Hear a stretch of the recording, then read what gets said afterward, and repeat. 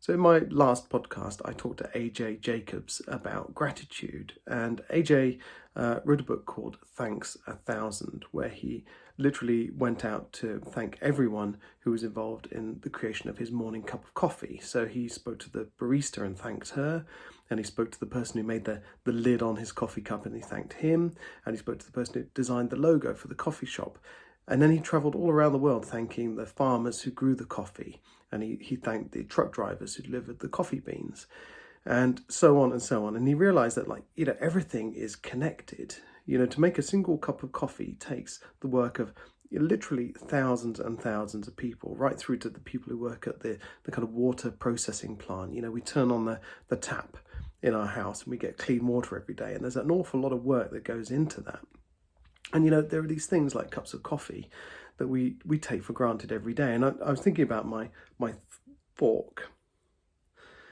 It's something I grab out of the drawer every day. I eat my lunch and then I throw it in the sink and I don't even think about it. But someone has actually had to design that. Somewhere along the line, someone has, got on their computer, pulled up their computer-aided design package and designed that. And then it has gone to the manufacturing center where they make it. They've had to have stainless steel, which has been sourced from somewhere, and someone has dug all the different components out of the earth. It's a huge amount of effort goes into something like that. And gratitude, it asks us to seek out those little details. It asks us to slow down and pay attention to all the things that are going on in our world. It's a little bit like mindfulness in that sense. And I was inspired to look into this because I was reading a book by Sharon Salzberg, and she was talking about loving kindness and how this kind of approach to everything, to slowing down and to looking at the world with loving kindness and kind eyes, asks us to really embrace every aspect of life, not just the good stuff, but also the challenging stuff and the difficult stuff, because it's all part of this texture of life. And gratitude is a great way to do that. When you can look on your hardships and your failures and say, thank you for what you've taught me, then the world really starts to open up. And suddenly, something like a cup of coffee or a fork suddenly takes on a whole new level of meaning. You can look at that and go, wow, that is a symbol of a lot of work that has been put into something.